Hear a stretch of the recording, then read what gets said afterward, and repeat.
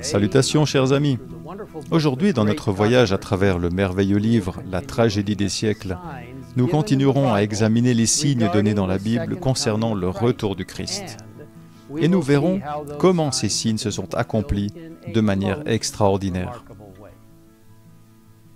Dans notre vidéo précédente, nous avons vu comment la terrible dévastation causée par le grand tremblement de terre de 1755 s'est étendue à une grande partie de l'Europe, ainsi qu'à l'Afrique et à l'Amérique, accomplissant ainsi la première partie de la prophétie contenue dans Apocalypse au chapitre 6, verset 12, et qui dit «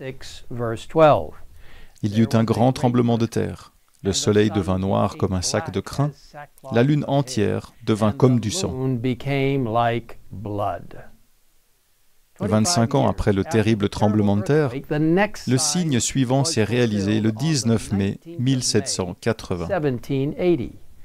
Connu sous le nom de « jour obscur », cet étrange phénomène a été observé dans toute la partie nord-est des États-Unis, connue sous le nom de Nouvelle-Angleterre. Un témoin oculaire vivant dans l'État du Massachusetts a décrit l'événement de la manière suivante. Radieux à son lever, le soleil ne tarda pas à perdre son éclat. D'épais nuages s'accumulèrent, bientôt sillonnés par des éclairs. Le tonnerre gronda et la pluie tomba. Vers les 9 heures, les nuages, moins opaques, prirent une teinte cuivrée ou bronzée qui se refléta sur la terre, sur les rochers, les arbres, les maisons, l'eau et les personnes.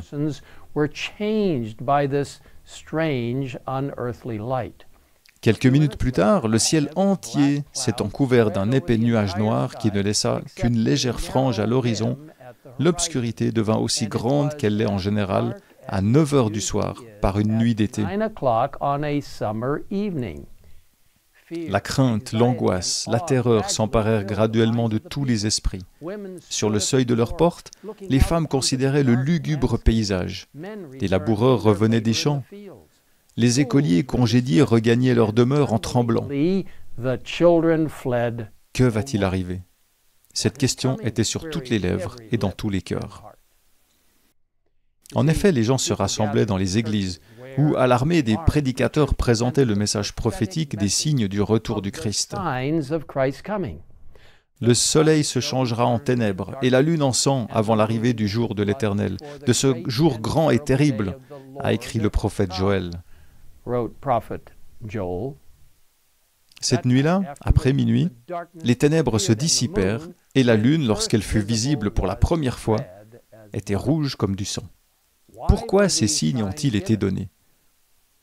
Dans la tragédie des siècles, nous lisons « Une grande réforme devait se produire pour préparer un peuple digne de subsister au jour de Dieu.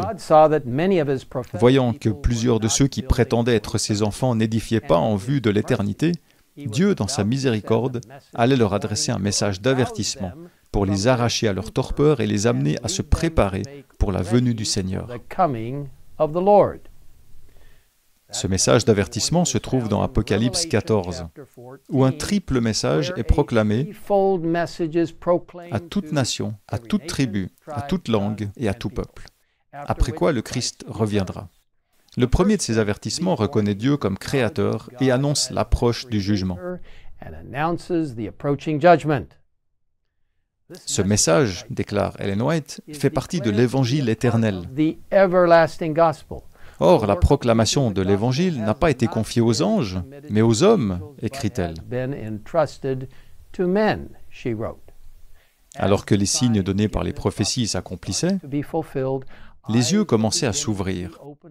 Et cet avertissement fut effectivement donné au monde par des hommes fidèles, attentifs aux directions du Saint-Esprit et à l'enseignement des Écritures.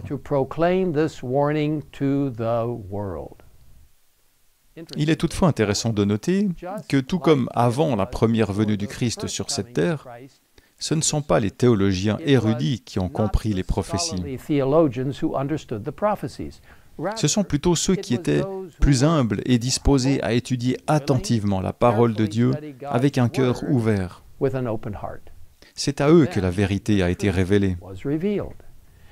Comme Jésus l'a déclaré dans Jean au chapitre 8 et verset 12, « Celui qui me suit ne marchera pas dans les ténèbres, mais il aura au contraire la lumière de la vie. Dans notre prochaine vidéo, nous ferons la connaissance d'un tel homme. Un homme qui au premier abord semblait peu susceptible de porter un message aussi important, mais qui a été utilisé par Dieu d'une manière puissante.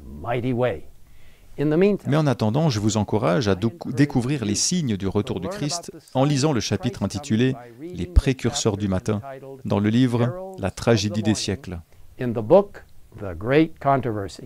Vous pouvez télécharger ce livre gratuitement et en plusieurs langues sur le site thegreatcontroversyproject.org. Si vous ne l'avez pas encore fait, je vous invite à télécharger votre copie gratuite dès aujourd'hui. Chers amis, prenez courage. Le retour du Seigneur est proche. Les signes sont révélés dans sa parole et un message clair doit être donné au monde. Je vous invite à poursuivre notre voyage ensemble pour en savoir plus sur ces messages très importants. Et maintenant, inclinons nos têtes pour prier ensemble. Cher Père, nous te remercions pour les nombreux signes que tu nous as donnés, pour les prophéties des Écritures qui nous disent que le retour de Jésus est très proche. Aide-nous à être conscients, à comprendre et à nous concentrer sur la manière dont nous pouvons partager avec les autres cette merveilleuse bonne nouvelle du salut en Jésus-Christ et de son retour imminent.